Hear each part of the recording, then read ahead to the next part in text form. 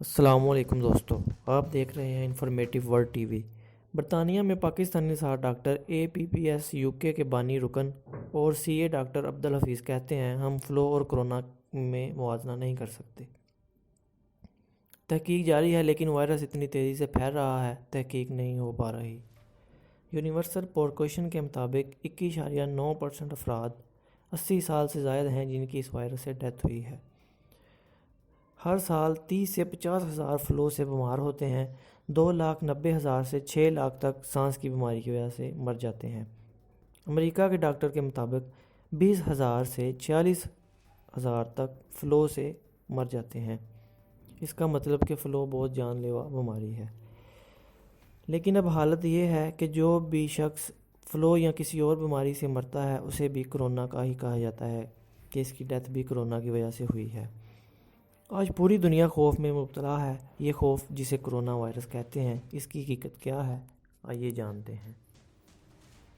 ناظرین گرامی، دنیا میں کاروبار ذہن کا ایک چلن عام ہے کہ کسی چیز کی خرید و فروخت کے بارے میں عوام الناس میں شک پیدا کیا جاتا ہے اور اپنی چیز کو مہنگے داموں مارکیٹ میں بیچا جاتا ہے۔ ایسی ہی چال امریکہ نے چلی۔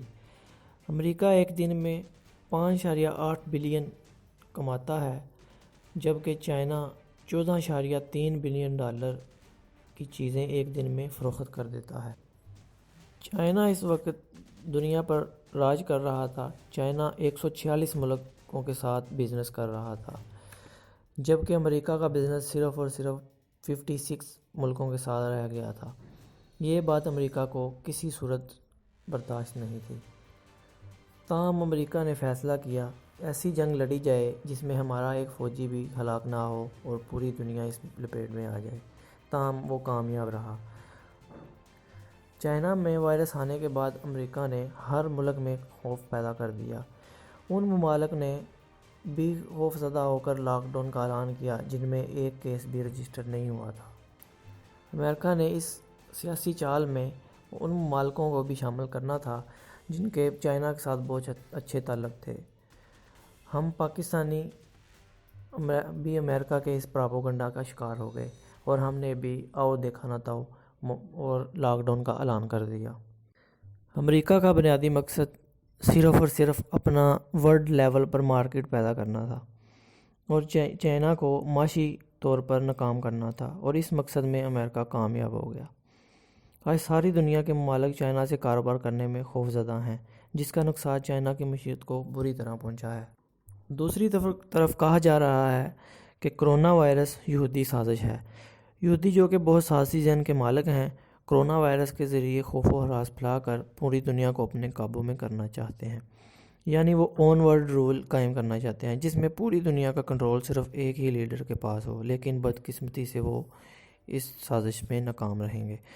کرونا کے بارے میں یہ کہا جاتا ہے کہ یہ ایک ایسی بیماری ہے جو ایک شخص سے دوسری شخص میں منتقل ہوتی ہے، لیکن بحیثیت مسلمان ہمارا یہ عقیدہ ہونا چاہیے کہ کوئی بھی بیماری، خواہ یہ کرونا وائرس ہے یا کوئی اور بیماری ہے، ایک انسان سے دوسرے انسان میں منتقل نہیں ہوتی جب تک اللہ نہ چاہے۔ کرونا کے علاج کے بارے میں بات کی جائے تو ہمارے نبی کریم صلی اللہ علیہ وسلم نے فرمایا کہ کالے دانوں میں ہر بیماری کا علاج ہے سوائے موت کے۔ یہاں کالے دانوں سے مراد کلونجی ہے۔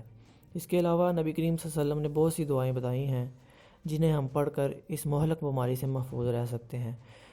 مسلمان ہونے کے ناطے ہمارا عقیدہ ہے زندگی اور موت، بیماری اور شفا اللہ کے ہاتھ میں ہے۔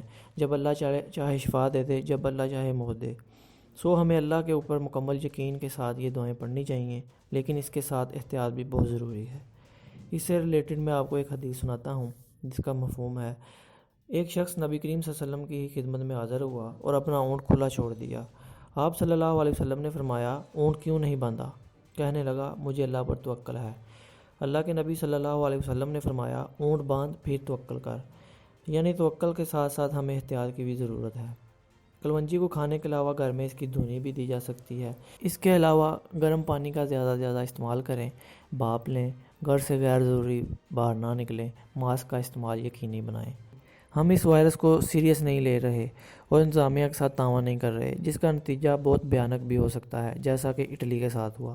احتیاط کریں، اللہ کے نبی کریم صلی اللہ علیہ وسلم کے بتائے ہوئے طریقوں پر عمل کریں، 5 وقت کی نماز ادا کریں۔ اللہ ہم سب کا حامی و ناصر ہو، آمین۔